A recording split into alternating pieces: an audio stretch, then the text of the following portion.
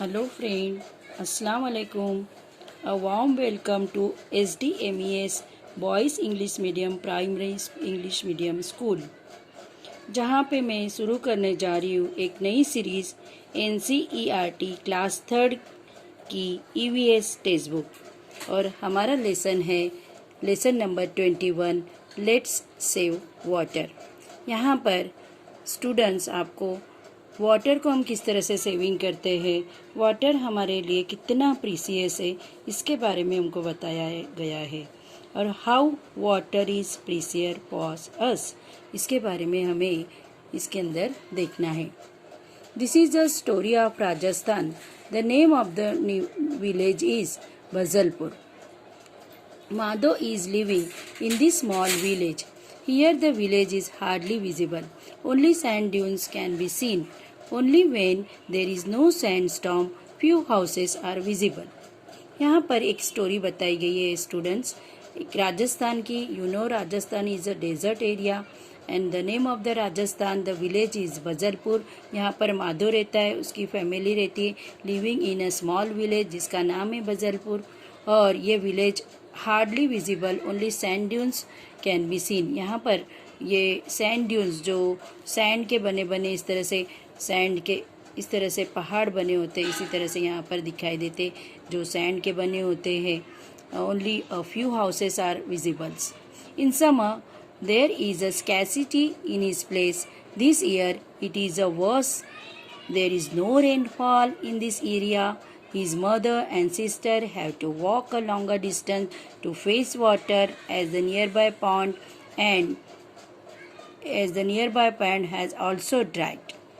यहाँ पे एक देखो समर की बात करिए, मतलब गर्मी जो अभी अभी हम फेस कर रहे हैं, कितनी गर्मी चल रही है। So there is a water scarcity in his place, यहाँ पे वाटर की कमतरता है।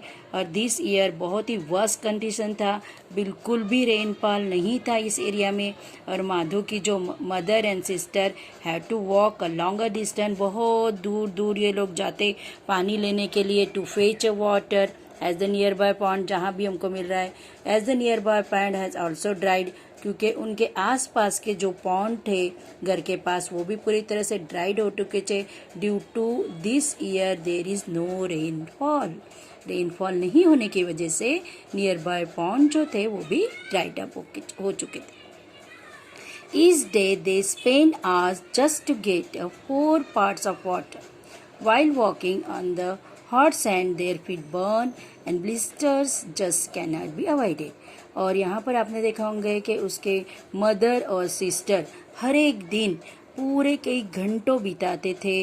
इवन गेट 4 pots ऑफ, सिर्फ 3-4 पॉट्स ऑफ वाटर लेने के लिए कई घंटों इनके पानी के लिए बीत जाते थे, पानी लेने के लिए। While walking on the hot sand, और गर्म के रेती के ऊपर चलने की वजह से भी उनके ऊपर पैर के ऊपर ब्लिस्टर्स आते थे। ब्लिस्टर्स मतलब हम जिसे हम छाले बोलते हैं, वो गर्मी की वजह से उनके पैर के ऊपर छाले भी आ जाते थे, ब्लिस्टर भी आते थे।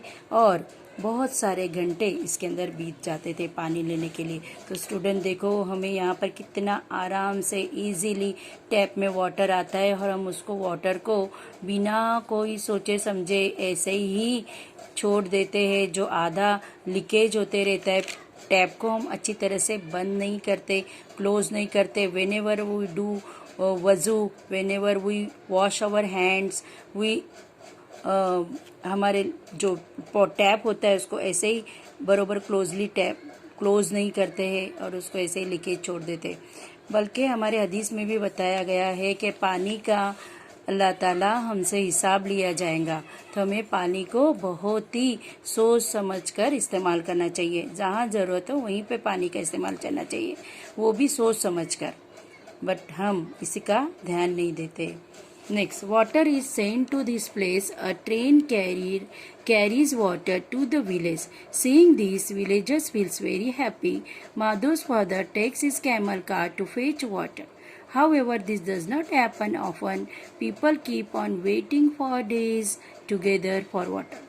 अब यह विलेज में क्या होता है, कभी कभी ट्रेन आती है जो विलेज की वाटर लेके आती है। आपने देखा होगा पानी की गाड़ियाँ आती है, कभी कभी विलेज में आपने देखा होगा कि पानी की गाड़ी पानी लेकर आती है और वाटर कई दिनों तक इसका इंतज़ार करते रहते हैं कि कब वाटर टैंक आए और वो वाटर कैरी करे। माधव के पापा कैमल कार्ट लेके आते ये वाटर लेने के लिए, मगर this thing not happen often, this thing not happen often, so people keep on waiting and waiting. Okay, some people collect rainwater. This is done by a special method called rainwater harvesting by making tanks.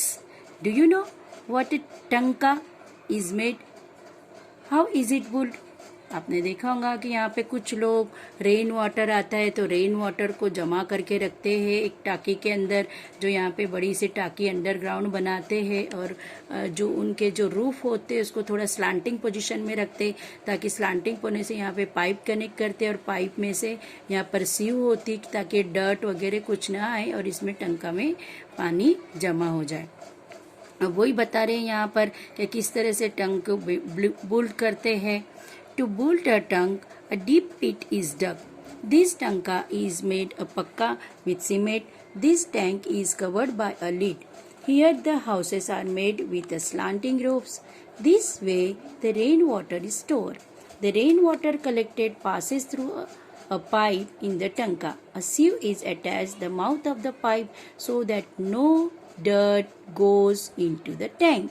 This water is used for drinking after it is clean. देखो बहुत से villages में तो क्या करते हैं, rain का जो वाटर आता है वो यहाँ पे स्लांटिंग पोजीशन में रख के रेन वाटर इसे पाइप लगाकर ये टंके के अंदर स्टोर करते और वहाँ पे सीव लगाते ये पाइप के अंदर, ताकि कोई भी डर्ट अंदर नहीं जाए। और उसके बाद this water is drinking after it is clean, और वाटर को क्लीन करके वो वाटर को ड्रिंकिंग के लिए, पानी पीने के लिए एटलीस्ट यूज़ करते हैं। तो जस्ट लाइक एज माधव, जैसे कि हमने माधव का घर देखा है वैसे ही सरोज का घर है। Saroj also faces water scarcity. Saroj के घर में भी पानी के लिए जो परेशानी होती है वो लोग भी फेस करते हैं। In her house she lives in Ramnagar. Saroj कहाँ लेती है? रामनगर में। Water is supplied only for half an hour in a day. All the people of the area depend only on a single tap. Can you imagine what happened? देखो आपने देखा होगा जैसा माधव का हमने घर देखा वहाँ पर कि किस तरह से वो फेस करते, इसी तरह से सरोज भी फेसेस करते हैं स्कैरसिटी ऑफ वाटर के लिए। जो सरोज रहती है रामनगर में, ये आपको क्वेश्चन में आएगा students. So here water is supplied only for half an our. Just think, imagine, सिर्फ आधा घंटा नल आता है और वो भी सिर्फ एक ही नल, only single tap. Look how, imagine how it is possible, only single tap and only half an hour that they get the water. तो बेटा इसके अंदर क्या होता होगा, समटाइम्स झगड़े भी होते होंगे, कभी कभी लोगों को पानी भी नहीं मिलता होगा, बहुत सारी क्राउड एरिया होगा वहाँ पर, कि this thing happen in this place. Okay, now think and write what are the difficulties face without water. आप अगर सोचो स्टूडेंट्स, अगर पानी नहीं होगा तो आप क्या कर सकते हो, क्या क्या आपको परेशानी होंगी, क्या क्या आपको प्रॉब्लम फेस करना पड़ेंगे विदाउट वाटर। तो फर्स्ट समय पहले होगा वी कांट कुक फूड, हम खाना नहीं बना सकेंगे। Then we can't get water to drink, हमें पानी पीने नहीं मिलेगा। सबसे पहली बात तो plant can not survive without water, plant water के बिना नहीं रह सकते हैं। देन हम फोर्थ पॉइंट लिख सकते हैं animal can not survive, animal भी पानी के बिना नहीं रह सकते हैं। Okay, so these difficulties we can face without water. Saroj is determined to take water from the tap. Whenever she gets a chance, she fills her bucket, even if it is just a drop by drop. Just think, Saroj को अगर water मिलता है tap में से, अगर वो drop by drop भी मिल रहा है, then also she can fills her bucket if it is drop by drop.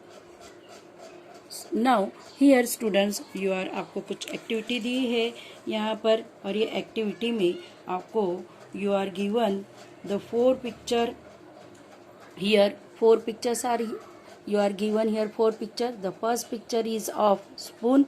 How many drops will fill a spoon? So I think it is 10 to 15 drops you have to fill this spoon. Then the second picture is of bowl. How many spoon will fill a bowl? I think it is 18 to 100 spoon. You have to knead it to fill this bowl. Then third picture is of mug. How many bowls will fill a mug? I think it is approximately 8 to 10 mugs will fill a mug. Then four picture of a bucket. How many mugs will fill a bucket? I think it is also needed 20 to 25 mugs to fill a bucket. It is enough for this picture. Now think and write. Just think, if a tap leaks even a drop, how much water will be wasted? सोचो students कि अगर drop by drop पानी भी अगर गिर रहा है तो कितना पानी वेस्टेज होगा. सपोज आपके घर में कोई टैप लीकेज है और उसमें से ड्रॉप बाय ड्रॉप आपको लग रहा है ड्रॉप बाय ड्रॉप पानी गिर रहा है, but it is wasted of 3 to 4 bucket daily. So it is not good. It is not good. You have to save water. Then the second picture is also the boy is brushing and the tap is leaking. You saw that here the boy is brushing and water is running. Okay, you saw here. So you don't do this, student. If you are brushing your teeth, you close the tap. Don't waste this water. Water is precious for us and we have to save water.